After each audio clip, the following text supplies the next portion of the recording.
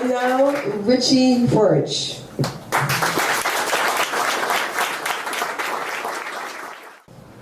So I was standing on a cruise ship coming into New York Harbor, just coming back from a vacation to Bermuda. In the distance, as we come into New York Harbor, I can see the Twin Towers of the World Trade Center. The date was September 8th, 2001. The next night, September 9th, I went to a party, a birthday party of a fellow chief that I had worked with in Lower Manhattan. It was in a restaurant in Little Italy. Among the people that were there were a guy named Faustino Apostle, firefighter. He was my aide in the 2nd Battalion. And battalion chief, Bill McGovern. When we all said goodbye that evening, that was the last time I would ever see them. The next morning was my first day back from vacation. I went to work up in the South Bronx. That day I attended a commemoration of a new firehouse. At that commemoration was, among many other people, were Father Michael Judge, the beloved chaplain of the New York City Fire Department. And he gave a homily. And among other things, he said, God is a God of surprises. When people make plans, God laughs. And he was also talking about the firehouse and about the alarms that come in the firehouse. And he said, you know, when an alarm comes in, we never know what awaits us.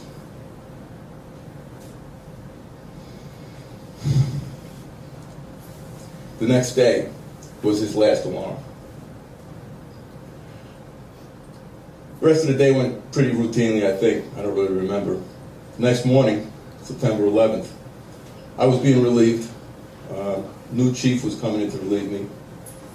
I was showing him around a little bit, around the office, and I was about to leave. I was all dressed up in my civilian clothes. All of a sudden, we hear an alarm come in for the World Trade Center. Turn on the television, try to listen to the radio. What's going on? Couldn't really make heads or tails of it. Suddenly, out of the corner of my eye, I see a plane flying into one of the towers on the television. My first thought was, it's a videotape replay. Within moments, we realized that's not what it was. It was a second plane.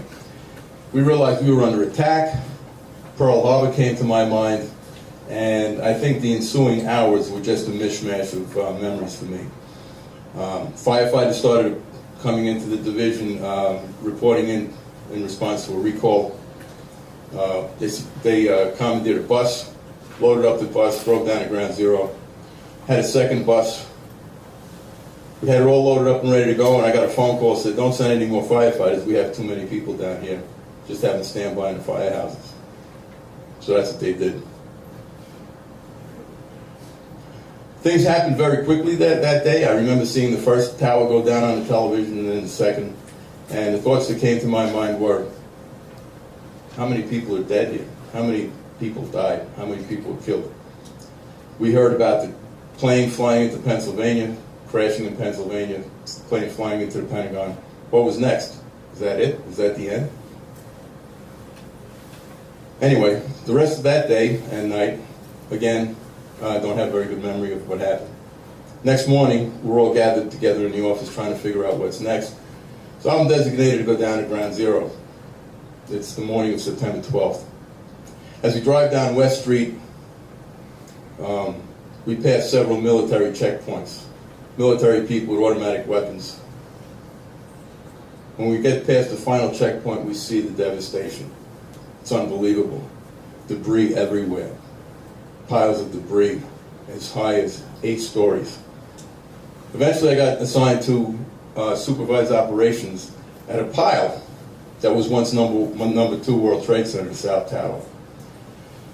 They had people working on a pile, digging with small tools, digging with their hands, hoping to find somebody alive.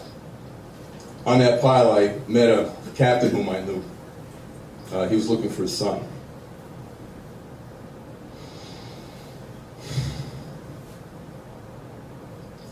When the day started to end, sun was going down, dusk was approaching. I got a call that we were going to be relieved. My transportation to go back up to the South Bronx was waiting for us on West Street. We walked around, got in a van, drove up West Street, and off in the distance I see a whole load of people making a lot of noise, saying, "What the heck is that?" As we drive by, we hear them cheering. We realize that these people are supporting us. They're cheering for us, the first responders. And to me, that was the first time that, I guess, well, actually, it was the first time that I felt a real pang of emotion. I had been going on automatic pilot up until then. And I realized also that we were going to recover, because that was a symbol to me, and later, that we were all coming together, and it symbolized all the people that volunteered and just helped everybody get through this whole thing. When I got up to the office in the South Bronx, I was supposed to be on duty till the next morning, 9 o'clock. Chief was in there and took one look at me. He said, "Richie, you look like crap. Go home." So I'm still on automatic pilot, so I can't go home. I'm on duty till 9 o'clock. But the wisdom of his command came to me, and I left and went home. When I finally got home, I saw my wife and my oldest daughter, and trying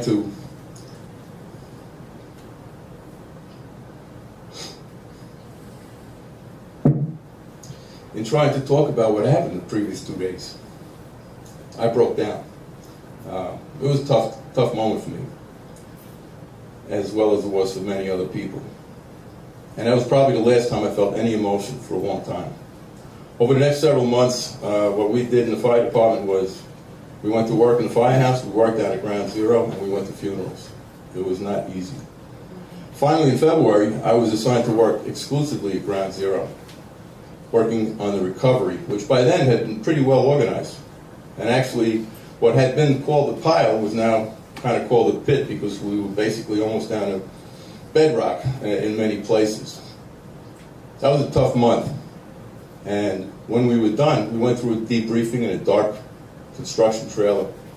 And we were told that, if anybody needed counseling, it was available to you. You should go check it out. But of course, we're big, tough firemen, so we say, "Man, we don't need any stinking counseling." As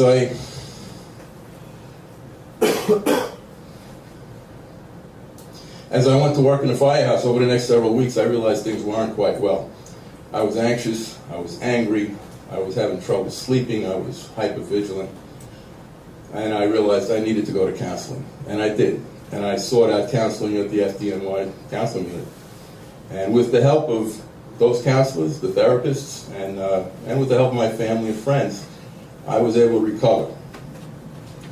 And today, I'm a docent for the Tribute Center. That means I take people on tours at the World Trade Center Museum on the memorial. And today, along with many others, I continue to recover. Thank you.